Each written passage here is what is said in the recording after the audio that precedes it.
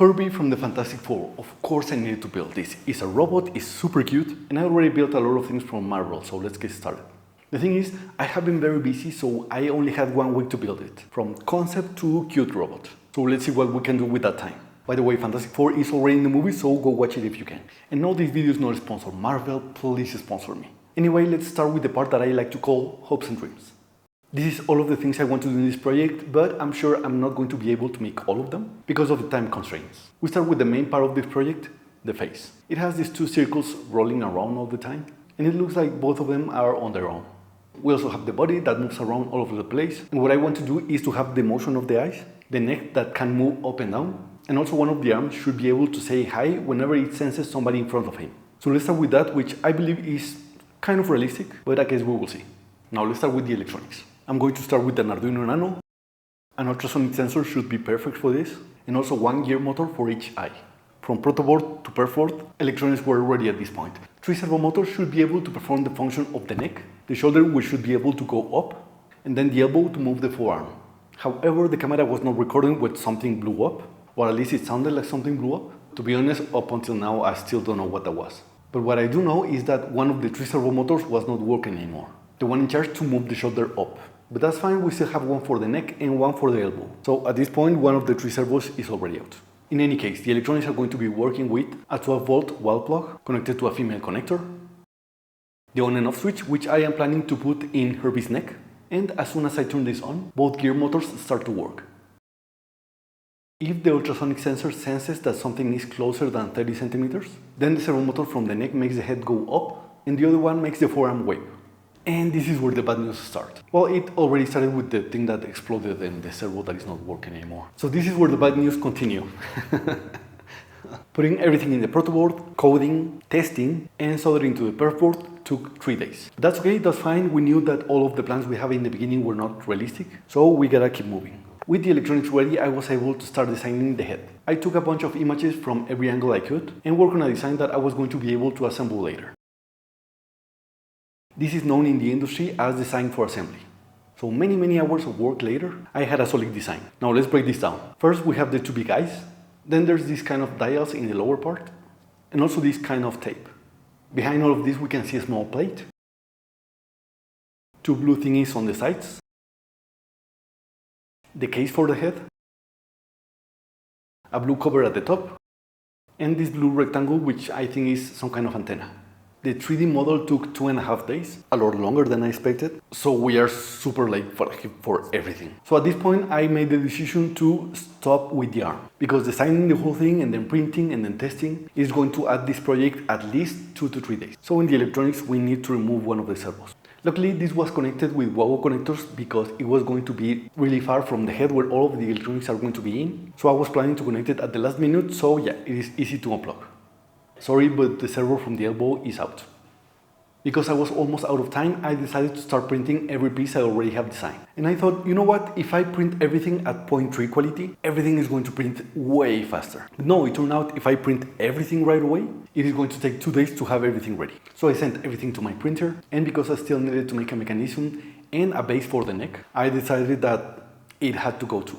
Now, this servo motor, as well as the buck converter, which was going to supply the voltage for the 3 servos, were soldered in the circuit. I was not going to be able to remove them, so I just left them there. And without any servos to control, the ultrasonic sensor also is a no-go. This one did have WOW connectors. Now for the parts that were 3D printing. The filament I had in my printer is white, and luckily most of Herbie's head is white, so I'm not going to paint anything white, I'm just going to leave it as is. By the way, this cap is made to close by interference, so this piece requires no screws whatsoever. If you look at your remote control, it has the same mechanism. The parts I did paint though are the dials that go around the mouth, the tape end caps that go in the dials, and the disc end caps for the eyes, as well as the blue sides, the antenna rectangle, and the big cap that covers the head. Also, I needed to paint the backplate, which is going to be the most important part for the whole project. The first and very important part has to do with the gear motor on the eyes. Look, usually gear motors are not really loud if you hold them in your hand, for example. But when they touch another structure, they can get loud. So I added rubber where the gear motors are going to be installed, and also on the caps that are going to keep them still. Now I did make one last change to the electronics, because the only things that were going to be running are the Arduino Nano and the gear motors. To make the whole thing more practical, I exchanged the wall plug with a battery. I was able to do this because the wall plug is 12 volts and the battery is 11.1. Plus I made the circuit in a way that as long as the power supply was above 10 volts, everything should be fine. Now the battery has a female plug, so I needed to change the one from the circuit to a male one. And that was the last change, so at this point we are able to install the electronics. First, both of the gear motors in the back part of the eyes, as well as their cover thingies. Then the perforator with all of the electronics, and for this I only needed 2 screws. With that ready, I was able to put together the eyes, and also all of the dials that go in the mouth area. No screws were needed here, only glue, and of course the installation of all of them in the plate.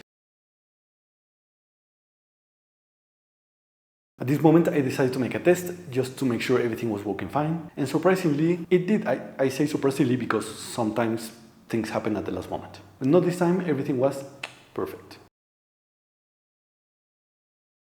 Up until this moment I didn't realize, but the electronics looked like Herbie's brain. But Herbie is a robot, so it makes sense. And after the most finicky part passed, I installed the blue sides from the back with 3 screws on each side, and the plate with 4 screws.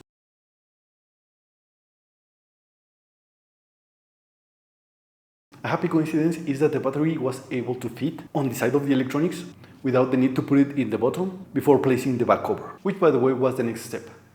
I placed the back cover with 6 screws, and also there's 3 last screws to keep the electronic space in its place and also to distribute the weight of the electronics both in the front and in the back. Lastly, we put the cover at the top of the head and clip it in place, and that's it, we have our own Herbie. Yes, it doesn't have the arm or the body, but I still think it looks super cute. The movement of the eyes is pretty smooth, all of the colors are on point, and it is very close to the original in every aspect. Plus, it is practical because now that it has a battery, and it is only the head, I can place it anywhere I want. Even at the top of my computer. I can let him borrow my headphones, which makes it look pretty awesome, right? Now this build is not on the badass mode, meaning that it doesn't really go with the Doom Shield, for example, but this on the adorable side. I think it will look better, for example, with my chomper. You know what? If I already knew it was going to be only the head and had the features it has, I would have gone full cute mode, meaning that I would have used a smaller battery. The whole thing would have been done in a smaller scale. I don't know, like this big, for example. But all in all, I think it turned out pretty good. Maybe in the future I can make a hole on the bottom of the head and place the neck, the body, and also the arm. I mean, the programming is already done. But right now, I really love the way it is. It might not say hello the way it was planned, but I'm really happy with my Herbie. Let me know what you think, and I will see you in the next one.